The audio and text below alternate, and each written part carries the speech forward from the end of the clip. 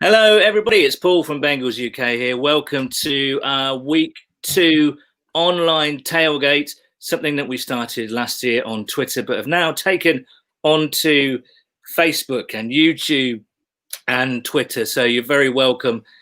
Joining me today in this early, well, it is early when you consider what time our game starts tomorrow morning.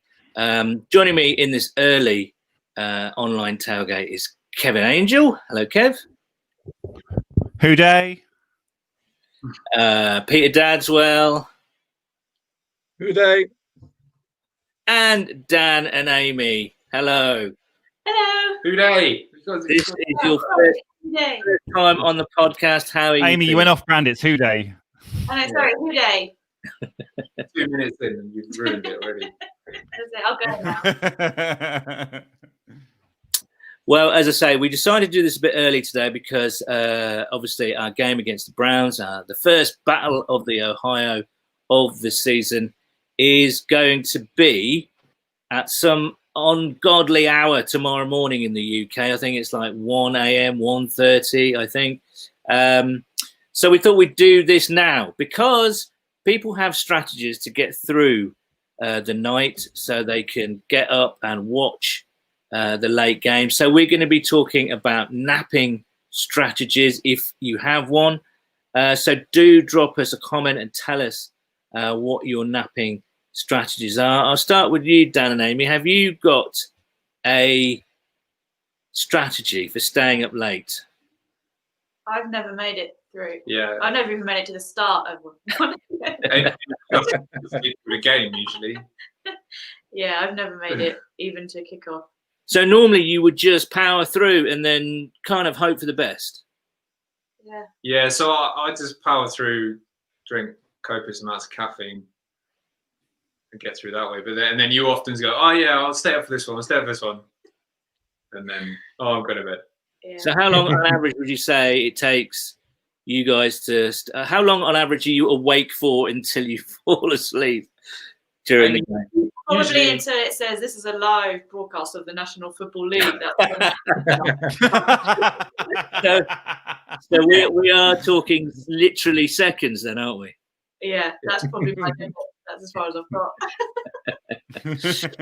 got. Dave, what about you? Are you a napper or are you a powerer? I think you're a power, but Did you ask Kevin or me? I'm asking you, Dadders. Oh, yeah. Listen, I power through. I can't nap. I really can't. I wake up feeling worse for it. So as Dan said, copious amounts of caffeine and anything else, and I just power through. And the number of times that I've got to bed just as my wife is then getting up. It's just that playoff game against Steelers in 2015, the cold February January evening, and then getting to bed at about 5 o'clock or whatever it was. That's my way. I just power through, just go for it. You absolute hard man, Pete. Well, what about you? What's your strategy? I can't get over Pete being called a hard man, but so it's a Thursday game. So as I said, I think I said before in our chat, I have a wife and a 4-month-old puppy. So I'll stay up for some games, but this one, I 100% won't. But I will power through, like the Super Bowl and stuff. We'll nap through and stuff. Certain games for like the playoff games we will, but this one I will unashamedly be just off social media tomorrow all day until like 6 o'clock when the wife come home, but which is okay because my wife really likes watching the game. So it's like swings and roundabouts, isn't it? It's like you, Dan. You're a lucky man. Kevin, are you going to try and avoid the result then until later? Yeah. No, I've done it for we're ages. texting you. No, We're texting you. It's all right. I just turn my phone off. I'll turn my phone off. We'll get an aeroplane to fly over your house with a banner with the scoreline on. Sand on Bournemouth Beach, really big. I don't go down Bournemouth Beach. It's full of ruffians. Well, we've already had some comments, so do keep. And of course, if you want to come on the show, there's already someone waiting, some reprobate I can see there waiting to come in. This looks like an orange. He's looking very orange. He's got a hoodie on. He's looking very youth. Morgan Larson in our comments. He says, have already slept for 2 hours this afternoon to get me through the night. Oh, that's a good effort. Love that man. Love that man. The one Hendo, I go to bed at 8 till 20 minutes before kickoff, then power all the way through till late, then next night. Well, Hendo, I don't know what to say. That's a bold strategy, I would say. And Duncan Uden, 3 or 4 hours sleep, watch the game, then another 2 hours before work. So that seems to be a strategy. Let's bring this reprobate in. It looks like Simon Hunter's coming in to say hello. Hello, Tosh. Hello. How are we doing? Is everyone okay? Hi, Dan, Amy, Simon. Evan, and Pete, how are you doing? Yeah, You good. all right, mate? Good, you? I'm okay. I'm excited. Are you guys excited? Yeah, Very. Oh, yeah. absolutely. Yeah. Yeah. Um, Are you sure? Bye, how are you? yeah, well, you never know, do you, really, with this kind of thing? And prime time as well. They're not great on prime. It So- feels a bit too soon, right? But if we start the way we ended, I think everyone's okay about that, right? So yeah, I mean, it's tough because we know that we're not a good team right now, but we're on a path. That's all that matters, right? So We're on a journey. you're on a journey. Sorry, yeah. Yeah. Yeah, just Well, need- is that fair? I don't know, guys. Yeah, I think so. I think that's fair. Don't you? We just need Joe Burrow to do better than a D+, I think he gave himself, didn't he? Yeah. D. Yeah. Which Yeah. for defense. He was better than that. He's just he's setting himself high standards, which is great to see, isn't it? Absolutely. I- Yeah, I definitely. really like that discipline. I think that's quite exciting that on the first game, he could have come out and said, oh, I've done really well, or, made excuses, but he's come out and said, that wasn't good enough. I love that. Yeah, absolutely. He also could have blamed it on lots of other people instead, but it didn't. Instead, just said, you know what, that was on me. Absolutely. Which, Could have very 100%. easily said, "You know what, my Which- life wasn't good enough. They weren't doing this, but he didn't. He was like, nah, that's on me. I didn't. which do that right. I didn't do that Yeah. right. I didn't. He could have gotten 2 words, Bobby Hart, and he didn't. Once. So, guys, just really quickly, what's your strategy in surviving the whole? Really good question. So last Thursday, I started my new job on Monday, so I've had this last few weeks off, and I tried to get a nap before last Thursday because for whatever reason, I'm off obviously, so couldn't sleep. So I literally went all the way through, just kept myself busy. I think that's the key to it. You keep yourself busy, do stuff, keep your mind on staying awake really, rather than try and do nothing. If you try to do nothing, it's great. If you're tired, do it. Go for sleep, whatever. I think I'll, go through. I've had a few beers tonight, so I think I'll be okay for the long haul. Okay, so thanks for coming on, mate, and enjoy the game. Come on again soon. Sure. Cheers, guys. All the best. See you soon. See you, Simon. Big thank you to Simon there, and now it's time to bring in the enemy, literally the enemy. He is unbelievably. His name is Paul Brown, and he is, I guess you'd call him a Brown super fan, and super something anyway. And Will, he's waiting and he's smiling. So let's talk to a Browns fan. It's Paul Brown. Hello, Paul. Hi guys, hi Paul, hi Bengal fans. How's it going? Very good. How is everyone? Good. Good, Kev, mate, I'm you. gonna get rid of you for a sec, yeah, so we can see Paul in all his glory. There he is. So we've been talking about napping, Paul, and what's your strategy for late games? Because obviously, being a Browns fan, they're not on in late prime time too often, are they? Last year we were kind of on the train of we're going to win everything, but yeah, obviously it didn't work out. But yeah, my strategy is simply have a few drinks, like the last person said. If you are tired, have a sleep. Yeah. Don't try and force it. Don't try and force it. Just go what your body tells you to do. Yeah. Why have you got a massive tiger Yeah. behind you? Are you thinking of switching allegiance? I'm afraid to say, Paul, no, but the tiger's staying close. I promise I won't burn it, whatever happens tonight, but it may be getting a lot of abuse later on. Okay. He's only put it out there because he knew he was coming on with us. He thought maybe I can make them go soft on me by having a tiger in the background. Should we call the RSPCA later? Is that something we better watch out for? Yes, please. All right. So what about the game then later on? I mean, obviously both teams got off to a disappointing start. The Browns got absolutely battered. Was it as bad as it looked on the scorecard? Yeah, I think by half time it was definitely game over, and it's hard to say. If we run the ball well, you know, we should be dangerous. With our weapons, we should throw the ball well, but we're not at the moment. So, the Ravens were simply better, outsmarted us. Too many classic Brownsy mistakes, and yeah, fingers crossed they've all gone now. When you said throw the ball well, doesn't that require a quarterback who can throw the ball well? Peter, that's not very nice, is it? Also, He didn't deny it though. it's probably an advantage if Baker throws a few bad passes, because Odell can only catch shit once. Trust me. Yeah, true. That was actually, I was saying on Sunday, the ball was thrown to his hands and he dropped it. So he actually went to get an IVF test during the game as well, or an IVF to get some fluids into him. Yeah, Right. It was very weird. It's all a bit weird surrounding Odell at the moment, isn't it? What do you make of all these headlines about you know what? Yeah, I think one person said it. You could sometimes say there's no smoke without fire, but what I see is he seems to be happy, and his family's in Cleveland. He's very close with Landry. They live next door to each other. I think he's happy. So are we just going to flush? We're just going to flush this story away, then, are we?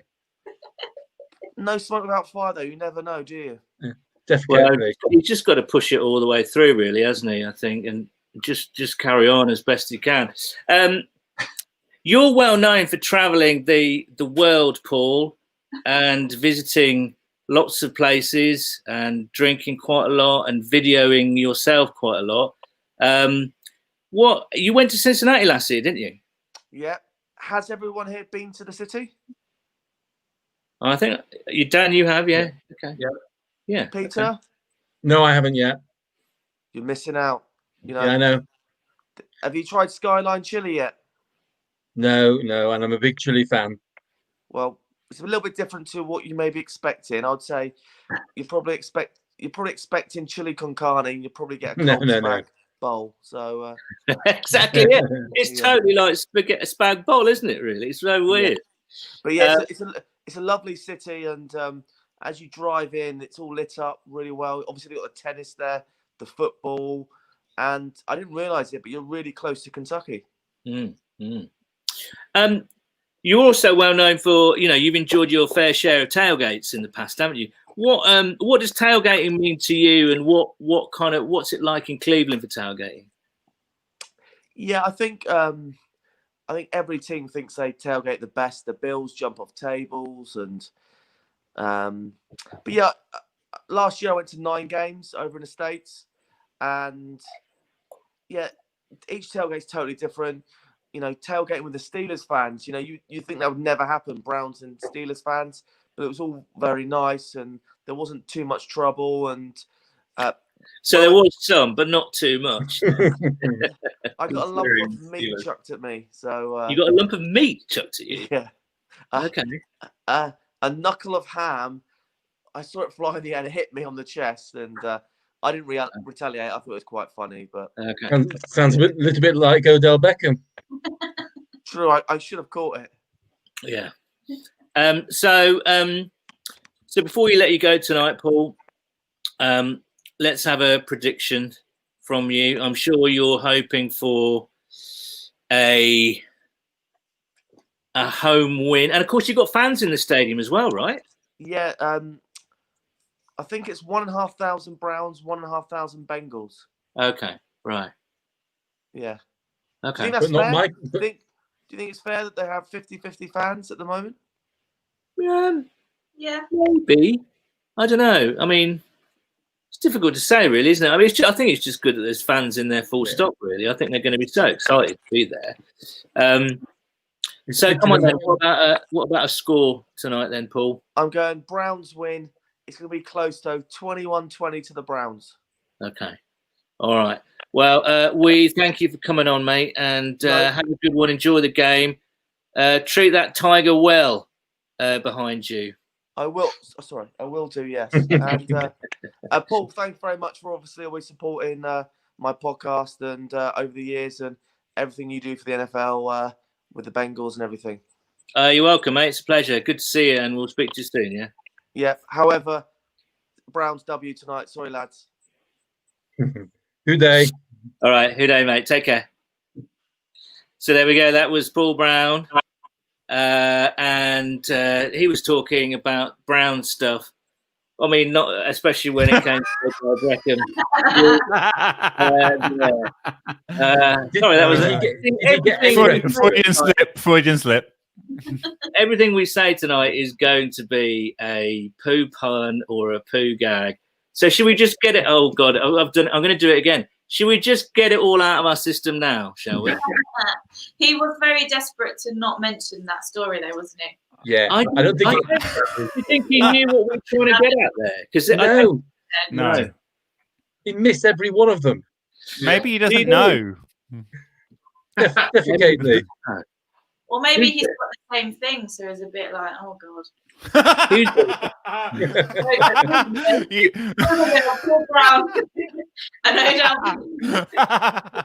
Who's going to break it? You can come on every week if you say that.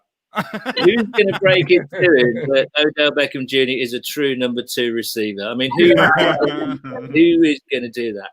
Anyway, someone is waiting in the wings. And of course, you can join us. The link for you to click on to come and join us and say hello is on our Twitter feed. And also, excuse me, Kev, would you mind dropping that into the comment section as well? Yeah, of course you can. So yeah, do come on, knock on our door. You're more than welcome. And who is knocking on our door now? Yes, it's Jamie. Hello, Jamie. Who day, everyone, hey up, and all that. How is everyone doing this fine evening? All right. How are you doing? Yeah, How did Sheffield United get on? We lost on penalties in the second round of the League Cup, so it wasn't the most high stakes match anyone's ever seen. But congrats to Burnley, and they get a glamorous trip to Millwall in the next round. Jamie, please tell me it was your goalkeeper who blasted a penalty over the bar. Sadly, it wasn't this time. It was our extremely expensive Scottish striker who's getting himself in more trouble now. A philosophical question on the back of Millwall playing behind closed doors. If a Millwall match happens without any fans, can anybody fight? Probably so. Okay, so we've talked about the Browns a little bit, thanks to Paul Brown and Odell Beckham Jr. Should we just get all these jokes out of the way now? I think we are going to do some poo jokes, aren't we? Who's got a poo joke? Just leave them for the entire hour. I mean, I'm sure we can squeeze a few out as we go along. And I think it can't be. If we just leave them floating around. Yeah. Yeah. I mean, it's a bit of a hard task, but sort of, you got to drop a few in there. Defecately. Nice. Okay. Dad. Yeah, just about. I know you were waiting. You've been trying hard to work that, Pete. I think I've used it twice already this evening. It's been missed. Okay, Kev, you've got one, haven't you? Do you want to tell one? I do. So, a wife attempted to send a romantic text to her husband. She wrote, "If you're sleeping, send me your dreams. If you're laughing, send me your smile. If you're eating, send me a bite. If you're drinking, send me a sip. If you're crying, send me your tears. I love you." Her husband texted back, "I'm on the toilet. Please advise." Hey. I'm happy with that. I will be playing that. There's a serious. In fact, no, there isn't a serious point here at all. But Odell Beckham was just part of the problem last week, wasn't he? The Browns. I mean, you watched that game, Jamie. Should we be fearing the Browns at all this evening? They've got talent, haven't they? Yeah, there's a massive caveat in that they were playing Baltimore, and I don't think there's many other teams that are better than the Ravens at the moment. But they didn't look good. Baker Mayfield got a lot of protection. He got a lot of time to throw, and he really had difficulty finding his receivers. I mean, Odell Beckham was something of an afterthought, and it looked disjointed. It looked kind of like a first week back after no preseason effort. Yeah. I wonder if they've got it together. I mean, we're talking like 4 days from that to this. Obviously, we're going to be a bit easier to play against than Baltimore. Some of their strengths play to some of our weaknesses this week. But it was quite a disaster from Cleveland. Okay, well, we'll be talking about the game a little bit more later on. But as you know, we like to talk about food and drink on this tailgate. Last year we asked people to send in their photographs now of their food and their drinks and whatever they were wearing, however they were kind of preparing and planning to enjoy the game. Because obviously that's what you do at tailgates, right? You eat and drink and be merry. I asked earlier for everyone to show us their teas, because I call an evening meal my tea. And Logie sent in that picture, his collection of herbal teas. Yeah, that's did it quite literally there, but it is a quite an impressive collection of herbal teas there. Is that strawberry cheesecake? There's caramel apple pie, strawberry cheesecake, country peach passion, honey vanilla chamomile. Goodness me! I can't get on board with this. This is all too fancy down. No, minus 1 man point for that. Yeah. Well, I've been scouring the internet for some interesting food stuff that perhaps we wouldn't like to eat during a tailgate. Ooh. These Jamie's interested in anything that we could possibly. Jamie's like, I'll give it a go. Let's get your opinion on this. This was doing the rounds this morning. Someone called them wet eggs. Apparently, Morrison's, which is Morrison's, a supermarket chain in the UK, are selling like kind of sacks full of eggs. Yeah, this must have been done as a mistake, because that's kind of like a catering bag. I mean, the label apparently says 5 boiled eggs. There's at least 40 in there. That's a heavy wet sack if I've ever seen one. That's what you said. Yeah, and if you're a lovely lady in Cleveland, you get yourself a bag of 40 eggs, and you're on your way to visit Odell Beckham later. It's going to be a hard task. It's going to be a bit of a difficult time to get the job finished. I don't know. I think anyway. No, let's not talk about that. That's pretty rough. But they look sort of like a bag of alien something or other. Yeah, they're like sticky alien things you used to get in the 90s. Yeah. That's what they look like. I mean, that is one for the extreme. Yeah. But can you imagine in the back of the store if one of those bags pops? Can you imagine the smell? Mm. Oh. And that liquid. Imagine if that liquid got kind of all. You left it in the fridge for too long, and anyway, I've had enough of that. That's making me really. Well, what about this one? We've got 4 beef burgers in batter. Would you eat that? Yes, that's Scottish. I'm a big fan of that. Big fan. Look at. Have you seen the 20% fat for each one of your FDA? I mean, that seems quite good against sort of what I'm expecting it to be. Yeah. I'd try one, and I think I'd run out of steam. Yeah. But that's an effort. Again, it's gonna reap Does havoc. it concern you that it says UK or Irish beef on the basis Yeah, of we don't really know where it's from? I like the fact it's non-specific about where the meat Yeah. is coming from. It's completely mystery meat. They probably put so much, those cows. It's just Yeah. Yeah. Here's a good Oh, one. hello. It is Five Guys apparently doing Biscoff milkshakes. That looks amazing. There we go. Yeah, I love a milkshake. But do you love Biscoff as well?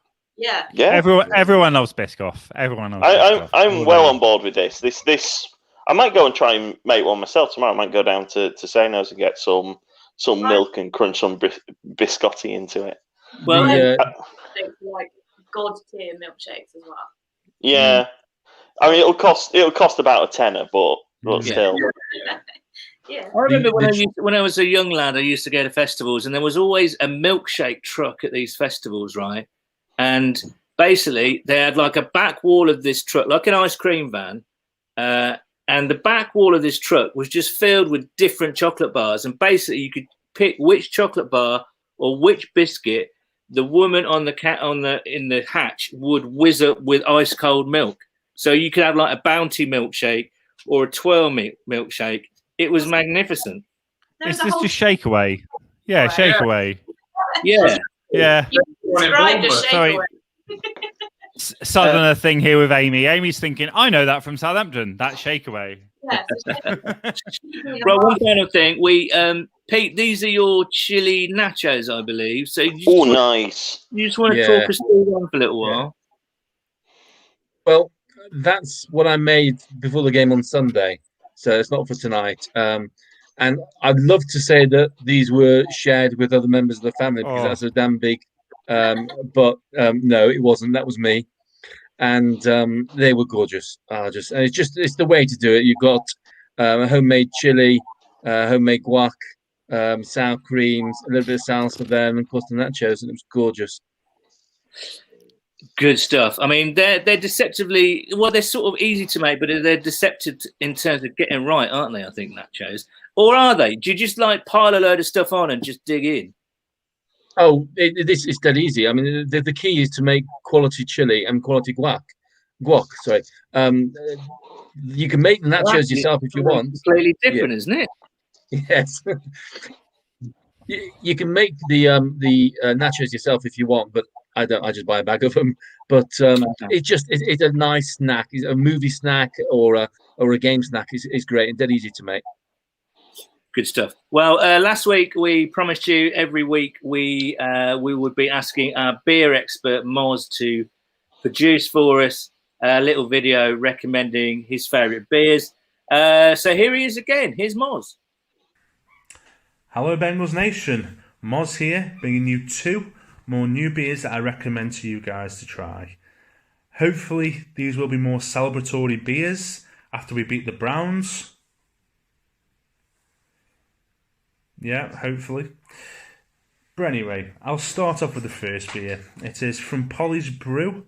It's called Reality Dysfunction. It's a 5.5% double dry hop pale ale with lactose. It's with Enigma hop only.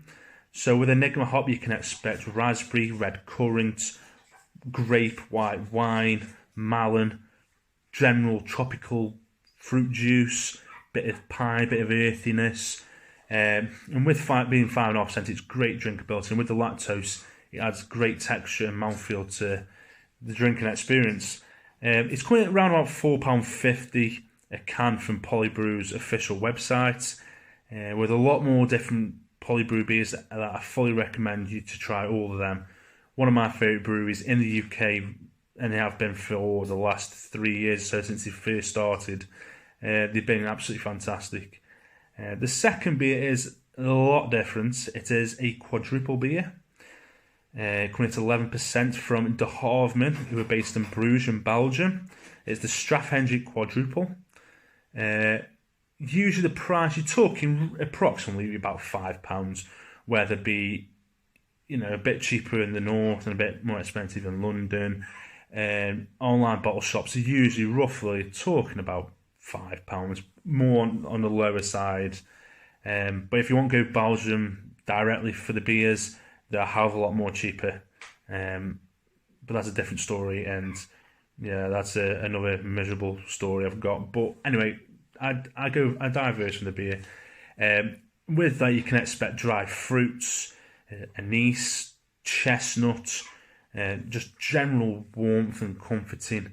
It's a great sipping beer when you've had a bad day, or when we've lost a game in dramatic circumstances. It is just one of them beers you just sit back and just enjoy. And yeah, they're my 2 beers I recommend. Hopefully you go out and buy them. Hopefully the Bengals win. Hooray! Thank you, Mars. And I think I can safely say that I can refute the rumours that he'll be appearing in the next series of Alan Bennett's Talking Heads. But he, again, I want to know what his sad stories are. He keeps dropping this in every week. Yeah. He's got like a bunch of sad stories he wants to tell. He'll probably tell us on the episode during the playoffs. Exactly. I kind of, I'm a bit scared to ask what his sad stories are now. We've got a couple of photographs. Stu Davis at Dutch Oven. Oh, Gold Star. I like the fact that he partnered Gold Star chili and with some generic ultra-strength Polish lager. beer. Yeah. So Stu's going into the authentic. Not in the beer, or. And at Clover Green, look at that pretty young face. He's all dressed. What is that? That is an 18 shirt, isn't it? So he's all ready to go. Thank you for sending that in. What did you make of the beers? I couldn't get past the word lactose in Mosley. Yeah, that tripped me up a bit too. I was just like, is it milk? Well, it'll be milky. No. No. Have a word. No. It'll be sour. Have a word. No, lactose is a fantastic beer ingredient. It just means it's more like a milkshake. You can do like a milkshake IPA with lactose. Well, then just have a milkshake. No, lactose is because there's no percentage on a milkshake, Amy. There is if you put a hard shake whiskey in it. Vodka. Well, that's not a beer then, is it? No, don't ruin it. That's not a beer then. Don't deviate from the program. Sorry, Paul. Carry on. No, you carry on. I'm just writing something on Twitter. Carry on. Okay. Hello, my name's Kev. Paul's messaging all his ladies. Yeah, sorry, I'm on OK Cupid again. Sorry. Dear Betsy, would you like to have a look at my moustache? Oh, dear. I've got nothing to say. I know when Paul Brown was on, he was talking about the fans who were able to go to the game. It's really sad that Mike Brown's not going to be one of them. He's going to miss his game for the first time, isn't he? Yeah, I almost started feeling sorry for him. I mean, there's obviously a grand history of the Brown family between both teams, and that's going to mean an awful lot to him. Obviously, he is kind of Mr. Burns, but I started to mellow in my kind of stone-faced criticism of him. Usually, well, it helps when he goes out and signs some players. Oh yeah. I mean, this off season he's been very. I'd like him much more than I have done ever before. Yeah, but do we fear that he's going to be put off because he buys Trey Waynes, he's out injured. He buys the right guard who I can't pronounce. Oh, Surafila. History guy, and he's now injured. So they brings Mike Daniels in. He's missing today. It's not an ideal scenario, is it? Well, it isn't. Thanks for bringing the mood down, Pete. That was excellent. Right, Jamie, thank you for popping in. we'll see you on the other side. I hope you enjoy the game, and yeah, come on again soon. Yeah. All right, I'm going to get some sleep now. All right, good man. Cheers. Good day. Night, Jamie. We have another special guest coming up. It is now. If you've been looking at Twitter, you may have seen some really fantastic uniform concepts, and the guy that has designed those, I'm pleased to say, is joining us now live from Cincinnati. It's Seth Reese. Seth, how you doing, man? Hello, I'm doing well. How are you guys? Really well. Hey, good man. Really well. I think everyone's been super impressed by your uniform concept because the Bengals I think I speak for all of us here. The reason why we got into the Bengals, or one of the reasons at least, was because we really loved the uniforms, right? The tiger stripes and the helmets. Dan, what did you want to say something there? No, that was the number one reason why we got. All right, number one reason. Yeah. That was all it was. Yeah. But over the past sort of 6 months or so, the uniform has got a bit of stick, really. So what are your views on the uniform and what we're looking to achieve? I'm going to put some, as you speak, I'm going to put some of the uniform concepts on the screen. So carry on, Seth. Yeah. So yeah, I'm kind of the same way with you guys. Funny story. I actually grew up a Browns fan. My dad is from Cleveland, so always grew up a Browns fan until I was like 6. But I loved like the simplicity of the Browns uniforms. And, once I became a Bengals fan, I went to a game back in 2007, 2008 and fell in love with the jerseys like you guys did. Absolutely loved them. Thought they were so cool with the tiger stripes and everything. But once I started kind of getting into uniform design, I started noticing the stick that everyone kind of had with the Bengals jerseys. And a lot of it I disagreed with just because I've seen a lot of like popular sites, whether it's like Sports Illustrated or like UniWatch or something. They always talk about how the stripes are too tacky or stuff like that, which I completely disagree. But the one thing I absolutely despise on the regular uniforms is the white bar on the side. It's the one thing I dislike. Or I tweeted it a couple days ago. I'm literally like, the Bengals jerseys without the white bar on the side is one of the best in the NFL, by far, easily. And so when I made my jerseys, the first thing I always do is like, all right, we're getting rid of the bar. First thing. Second thing, as you can see, like I love the Color Rush jerseys. Yeah, absolutely love them. Yeah, I do. So brilliant. With all of the designs I made, the inspiration is always like, okay, let's start with the Color Rush, and then we'll add in dynamics of whether it's the 70s or 80s. Those jerseys are like the Corey Dillon jerseys, that kind of stuff. And well, let's have a look at a few, Seth. Yeah.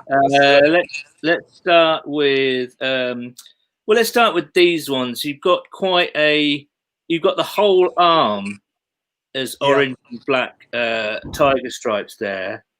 Yep. Which is really cool, I think. And conversely, you've got the white kit there. See, that one's my favorite of the bunch. The white one, I think it looks really, really good. But you sort of inverse the orange and the black on the arms there, haven't you? So, yep. Which is really good. And you've got the old school 90s jumping tiger logo there. Yeah, which is a lot of people, whenever I made jerseys, they're like, we need the jumping tiger back. Yeah. Which, I'm a man of the people here, so I'll give it to them. Yeah. Let's have a look. What else we got here? That one, again, that's kind of a different spin on things, isn't it? Yeah. So that one was basically, I had made a jersey kind of like that a couple months ago during like the NFL draft time. Right when Burrow got drafted, I had dropped some that were kind of like that. But wanted to do more of like that 70s Boomer Esiason era kind of jersey, but modernize it. So with the number, I went away from like the numbers that they have now to more of like that block, just the standard uniform number that almost every NFL team uses. But then just added like a little extra like outline to it to kind of differentiate it from like the Browns or something. And here's the all orange version of that. Yep. And the way white. Sorry, you want to talk about the orange one? Oh no, I was gonna say these are probably my favorite Bengals jerseys I've ever made. Okay, right. Yeah, they have got real. I think the number, the style of the number is very retro, isn't it? Yep. That's Which really I've cool. always loved, like the retro NFL numbers. So finding a way to kind of add it to the newer jerseys was pretty cool. And like, yeah, the on-field one where it has like the shorter sleeves, like what the players would wear, I think it looks really, really just nice. This one's got more of a sort of. See, this is my personal fave. I don't know what everyone. Okay. Yeah, so this was the first one I ever made, and it blew up on Twitter. And that's the. I think I really like that sort of satiny finish, that really deep dark black, if that makes sense. Yeah. And there's the all orange. Yep. And the then all orange people said was overkill, but I actually like it. I can't. Yeah, I know what you mean. I kind of like it though. It's a lot deeper orange, isn't it? Yeah, it was. I had like a different color than what the Bengals had actually like had on their website as like their true orange color. So I had to like do a little fixing, but I personally like the all orange. I think the Bengals just need to dive into the orange because I can't think of. I mean, besides the Browns, but the Browns don't really do an all orange uniform, just because I think orange and brown all over would look terrible.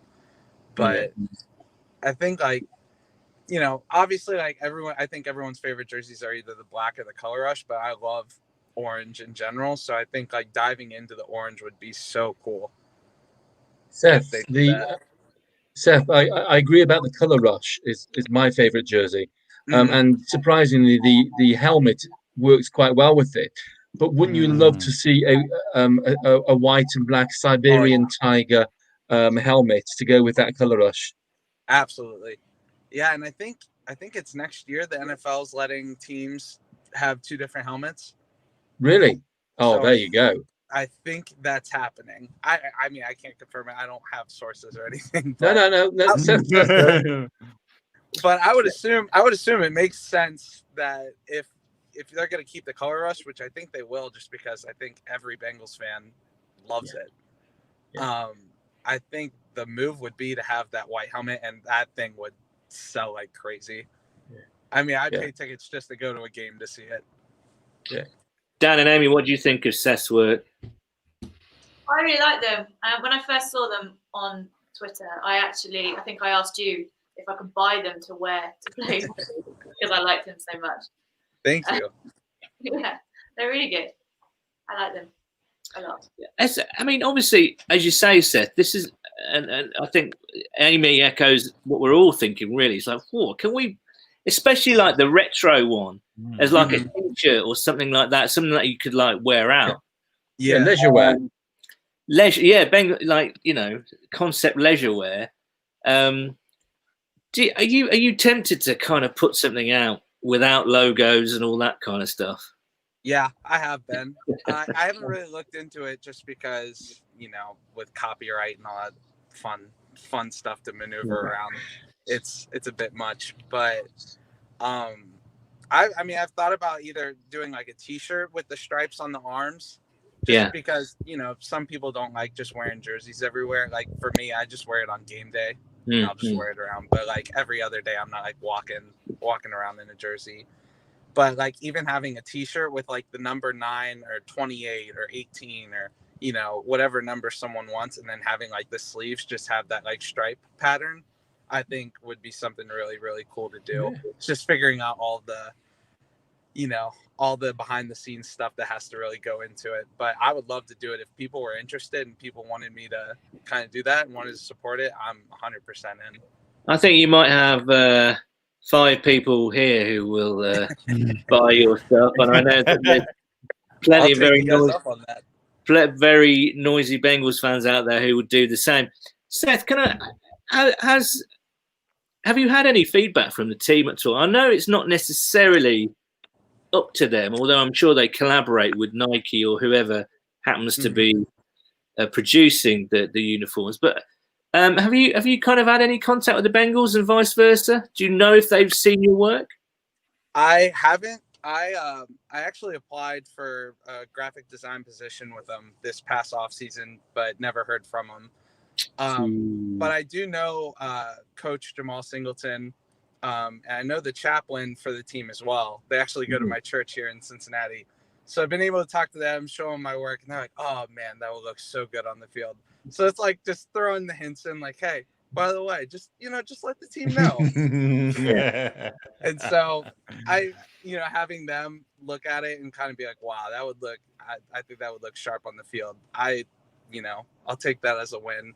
But I've never heard from the team or Nike, but I've had people tell me that, like, hey, just email these to the team. You never know. So if nothing else, I've slid a couple DMs, I've slid a couple emails, just because you never know. But it would be the coolest experience of my life if the Bengals were to be like, hey, we're rebranding and we want you to lead it. Like, that would be the coolest experience in the world. Seth, if nothing else, for all the training, we see lots of videos of them on the training ground, and they're wearing just a generic black top or an orange top. Why not have training kits like yours? I agree. I mean, if you can't get game kit, if you can't crack the game kit market, at least have something typically Bengals in for the training kit. It'd be fantastic, and people will buy it. Kind of like European football. Yeah, exactly. The training kits, and then they have the on-field kits. I wish they would do that. That would be just because it's another jersey to buy for fans. Well, come on, Bengals Twitter. This is our chance. We need to get Seth that gig. Help me out. Scratch my back. Yeah. We're happy to do. That, Seth. Listen, man. Thank you so much for coming on. I know that you're a local Cincinnati lad, and doing this is really fun for you, but it's kind of ignited debate, and I think it's really made it fun for all us fans around the world. So thank you so much for joining us, and do come on again, won't you? Yeah, I actually had one question. So I'm a huge Premier League fan. So who does everyone support in here? Pete? Well, my team are in the second tier, Sheffield Wednesday. Okay, Sheffield, nice. Yeah, they're the bigger of the two Sheffield teams. I can say that because Jamie Rose just left, and he supports the other one. He supports the little cousins next door. Okay. So I come from Southampton, but I live in Bournemouth, so it would probably be Bournemouth. Okay. So they're not even Premier League now; they're a Championship. So Southampton, that's where I was born. I love Bournemouth. Bournemouth was my FIFA manager mode team. No way. That's cool. That's so cool. But I'm a huge Manchester United supporter, which I know is a cop. I know. Anyway, Amy, you're from Southampton. Get your hands down. Get those hands down. But look, Seth, you can come back anytime. Seth, you should do some United kits. That should be your next. Amy, do some United. Amy, why are you a United fan? No, growing up, we were always United fans. Because you come from Southampton. Look, when you're a Bengals fan and a Reds fan, you just need a W sometimes. Really just need a win. Well, that's true. I mean, that's a good answer. That's a good answer. So, in the past, if you were a Manchester United fan for no given reason, you were accused of being a glory hunter. But those days are gone because there's not much glory being a Man United fan. See, I started following them literally the year Cristiano Ronaldo left. My luck. Okay. And so it hasn't been a lot of glory hunting. I missed it. And then the one year they won, the Van Persie year, I wasn't able to watch them at all. But every other year, like David Moyes' year, I found a way to watch them. And it was your fault. Yeah. See, in Cincinnati, we're just addicted to pain. We're addicted to sports pain. So whatever team can give me it, inject it into the veins. Well, Seth, we're going to have to leave you, I'm afraid. We've got a couple of people waiting to get in. Lovely to meet you. And Seth, if you've got a bit of time, design a Bengals UK leisure wear jersey. How about that? There's some homework for you. Do that. 100%. I'll do it. Okay, so thank you so much for coming on. Cheers, Seth. Ciao. Good day.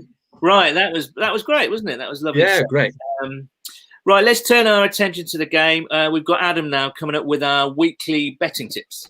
Good evening, Bengals fans. I am Adam at Touchdown Tips on Twitter, touchdowntips.com, and I'm back for another look at the betting for the Bengals versus the Browns on Thursday night. It is currently the Bengals +6, obviously on the road, with a total 43.5.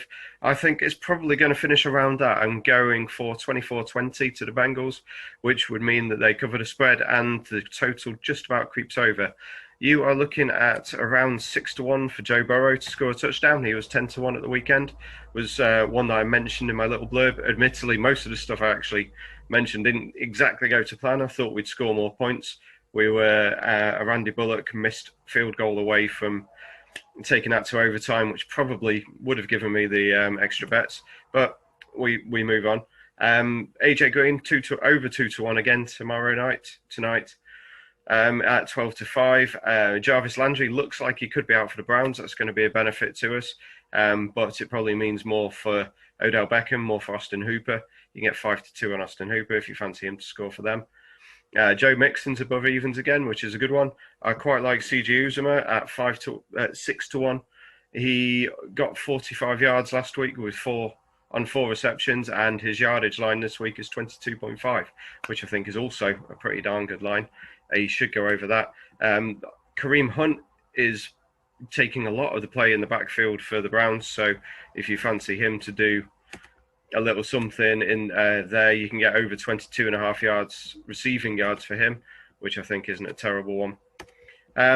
So yeah, I think it's going to be a good game. I'm hoping so. At 1:30 in the morning, having to get up for work at 6 the next morning is never fun, but I normally get a few hours nap previously, so fingers crossed we'll be all good, and cue the first win of the season. Hooday!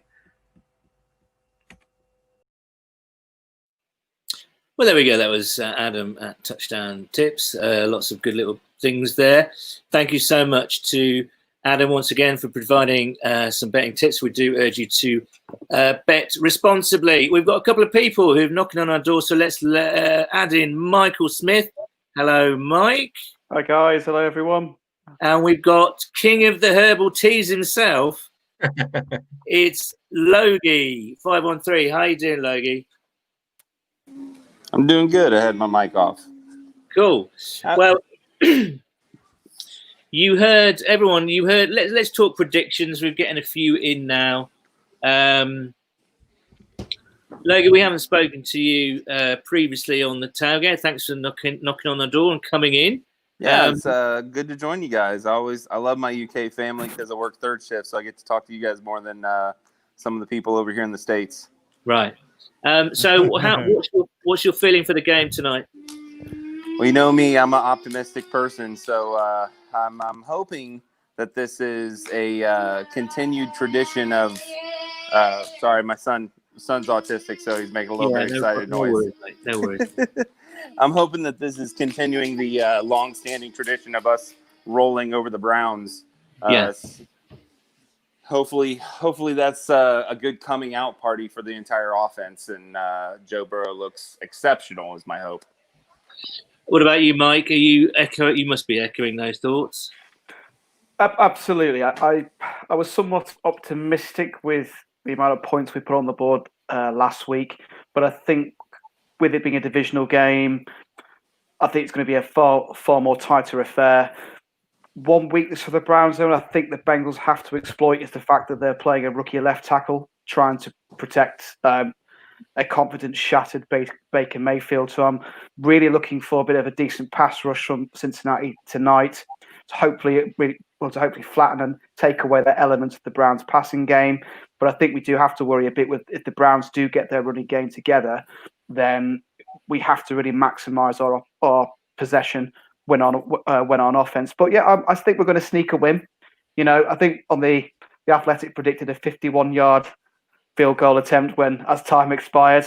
Poor old Randy's going to do it. And to be honest, I'm not going to differentiate that too much. Perhaps just 50 yards this time as time expires. But yeah, well, hopefully, I think we'll just sneak it tonight. Get that W. Joe gets that win against the Browns already under his belt. Get it back to 1-1 and let the season begin, Houday. So, Logie, were you encouraged? What were you encouraged by last week against the Chargers?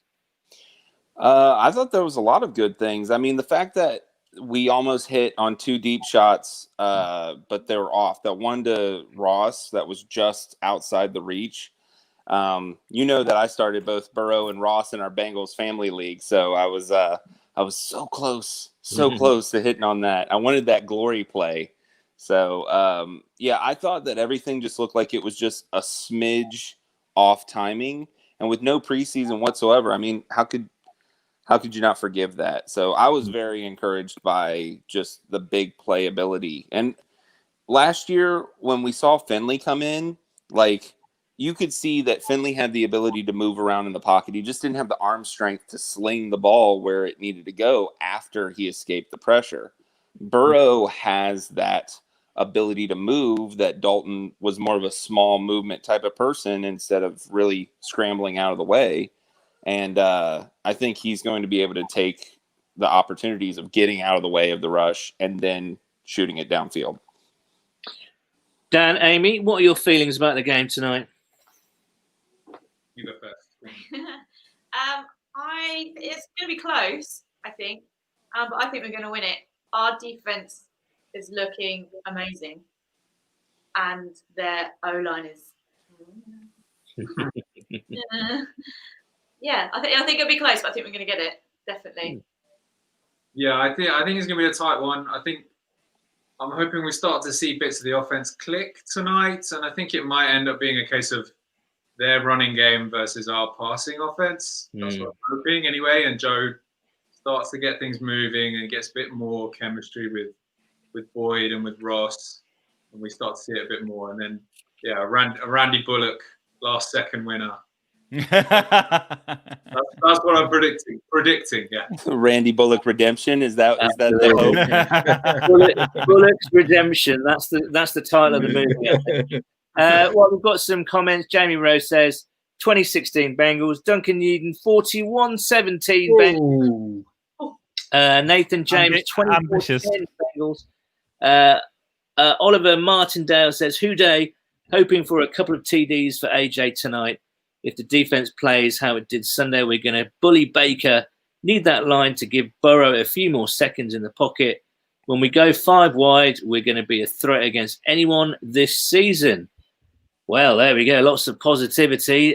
Pete, are you echoing that? Yeah, I am. I actually think it's going to be tight. I don't think it's going to be a very high-scoring game. Their running game worries me much more than Baker Mayfield. In Nick Chubb and forgotten the other fellow, and they've got Kareem Hunt. Yeah, and then they've got a new scat back as well, haven't they? Called Odell Beckham Jr.